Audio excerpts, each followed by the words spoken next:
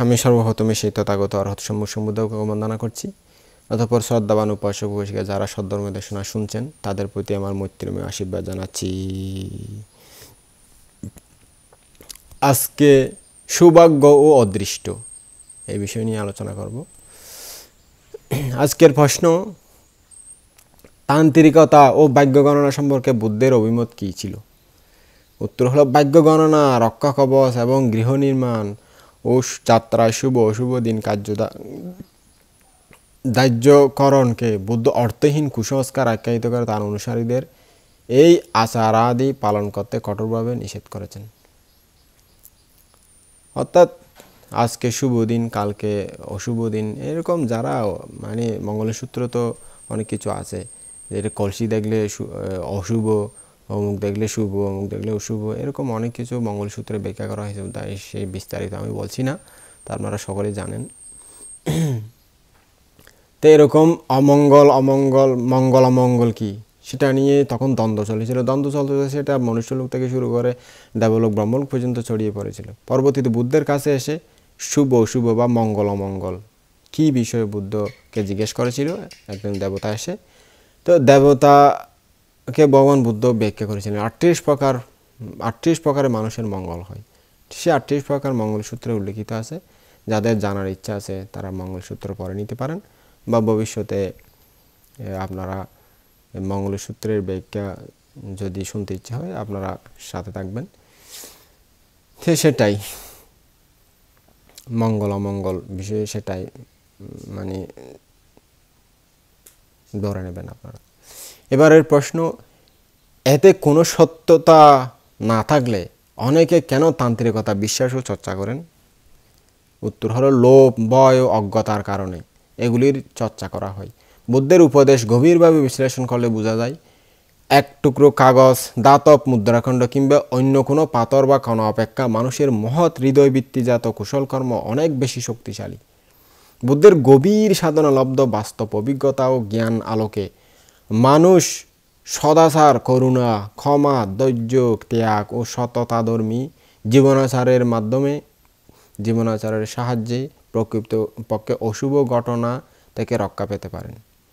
অর্থাৎ আপনার শুদ্ধ পবিত্র সত্য, আমি এরকম করেছি এর ফলে এরকম হোক, আমি এই পুণ্য করেছি এই পুণ্যের ফলে এরকম হোক, আমি জন্ম থেকে বা এতদিন আগে থেকে এইরকম পুণ্য করে এসেছি, এরকম শীল পালন করে এসেছি, এরকম দান করে এসেছি, এই দানের ফলে, এই সত্যের ফলে, এই শীল পালনের ফলে আমার এরকম হোক, এরকম অধিষ্ঠানের ফলে অনেক সমস্যার সমাধান হয়ে যায়।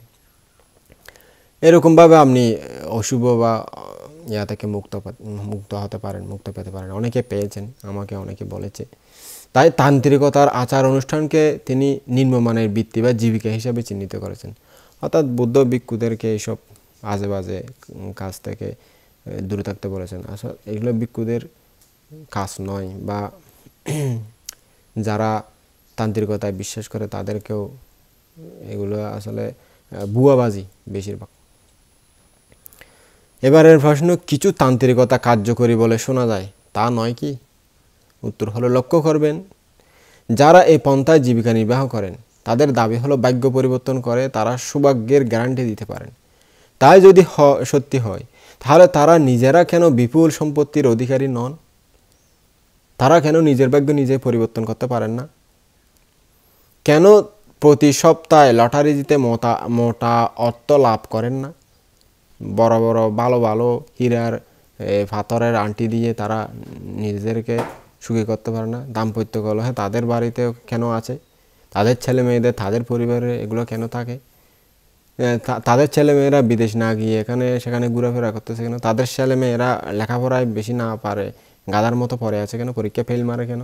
এগুলো দেখবেন আপনি।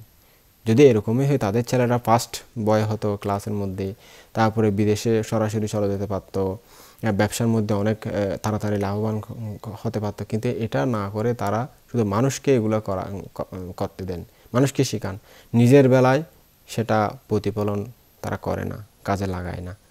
সেখানে নিশ্চয়ই সমস্যা থাকতে পারে, সেটাই আপনাকে বুঝতে হবে।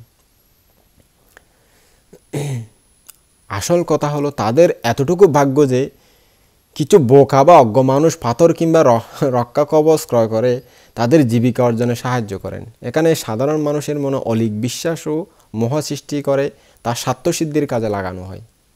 বুঝেছেন? এবারের প্রশ্ন, ভাগ্য বলে কি কিছুই নেই?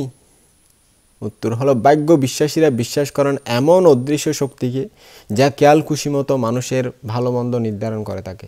কিন্তু বৌদ্ধ দর্শন ও বিজ্ঞানের কার্যকারণ প্রক্রিয়া মতে জগৎ জীবনে সুনির্দিষ্ট কারণ ছাড়া কোনো ঘটনা ঘটে না। এখানে ব্যক্তিবিশেষের প্রতি পক্ষপাতিত্বের কোনো অবকাশ নেই। দুর্বল প্রতিরোধ ক্ষমতাসম্পন্ন মানুষ জীবাণু দ্বারা আক্রান্ত হলে রোগাক্রান্ত হয় বা রোগগ্রস্ত হয়।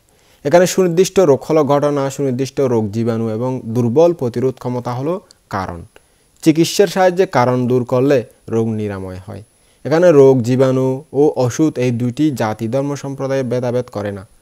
তান্ত্রিক শাস্ত্রের কোনো কাগজে টুকরো বা ধাতব পদার্থখণ্ড কিংবা পাথরে লেখা কোনো ধর্মীয় বাণী কিংবা পাঠ করে মন্ত্র ধারণ করলে রোগ প্রতিরোধ এবং নিরাময়ে কার্যকরী হওয়ার কোনো কারণ নেই। মানুষের কুশল অকুশল ঘটনার কারণ হলো মানুষের কৃত কুশল অকুশল জীবন আচরণধর্মী কর্ম। যারা অলৌকিকতার ভাগ্যে বিশ্বাস করেন তারা সাধারণত অনিয়ন্ত্রিত অর্থসম্পদের চাহিদার পেছনে অর্থহীন অসন্তুষ্টি নিয়ে ছুটে চলেন। বুদ্ধ বলেছেন, সুশিক্ষিত সুদক্ষ বিভিন্ন বিষয়ে সুনিপুণ এবং সুবাসী হওয়া উত্তম মঙ্গল কারক, পরম সৌভাগ্যদায়ী। মাতা পিতার সেবা, স্ত্রী পুত্র কন্যার ভরণ পোষণ, সাদাসিধে জীবনযাপন করা উত্তম মঙ্গল, পরম সৌভাগ্যদায়ী। ত্যাগী হওয়া, আত্মীয় স্বজন পাড়া প্রতিবেশী অভাবগ্রস্তদের সাহায্য এবং নির্দোষ কর্ম সম্পাদন করা উত্তম মঙ্গল, পরম সৌভাগ্যদায়ী। কৃতজ্ঞ সন্তুষ্ট শ্রদ্ধাবান বিনয়ী মানবতাবোধ হওয়া, সদ্ধর্ম শ্রবণ করা উত্তম মঙ্গল এবং পরম সৌভাগ্যদায়ী। উক্ত কর্মক্রিয়াকে মানুষের শুভ অশুভ ফলাফল প্রদান করতে সক্ষম, অন্য কিছু নয়। যতটুকু বলেন আসলে সেটা আপনার সত্য, আপনার কর্মের, আপনার শুদ্ধ জীবনের ফল। পারামি বলে একটা কথা আছে, পারামি হলো অতীত জন্মের আপনার এই সৌভাগ্যের, এই সৎকর্মের যে একটা শক্তি, সেটাকে বলা হয় পারামি। আপনার অতীত জন্মে পারামি, পুণ্য পারামির ফলে এই জন্মে হঠাৎ কিছু হয়ে যায়, কিন্তু হঠাৎ হয়নি, এটা কারণ ছিল, যেটা আমাদের উদ্দেশ্য। অতীতের আমাদের শুদ্ধ পবিত্র জীবনযাপনের ফলে আমাদের হঠাৎ করে আমাদের এরকম সৌভাগ্য উদয় হয়।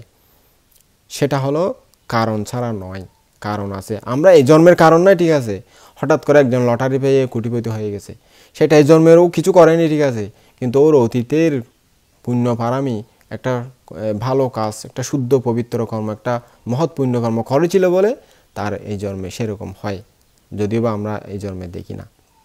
তো সেরকম কিছু সত্য শুদ্ধ পবিত্র কর্মের কারণেই হঠাৎ করে এরকম হয়ে যায়। সেটা কোনো অলৌকিক ঘটনা নয়। অলৌকিক ঘটনা মনে হচ্ছে, কিন্তু বাস্তবে এটা অলৌকিক ঘটনা নয়। এ কারণে ভগবান বুদ্ধ বলেছেন, অসৎ বন্ধুর সঙ্গ বর্জন করো, সৎসঙ্গ লাভ করো, মহৎ ব্যক্তির সংস্পর্শে গিয়ে তার সংস্পর্শে ধর্মজীবন যাপন বা শুদ্ধ পবিত্র কথা শুনো, তার পরামর্শ শুনো, তার সাথে চলাফেরা করো, অনেক পরিবর্তন হবে জীবন।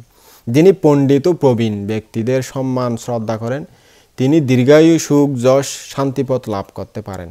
এটাই বুদ্ধের উপদেশ।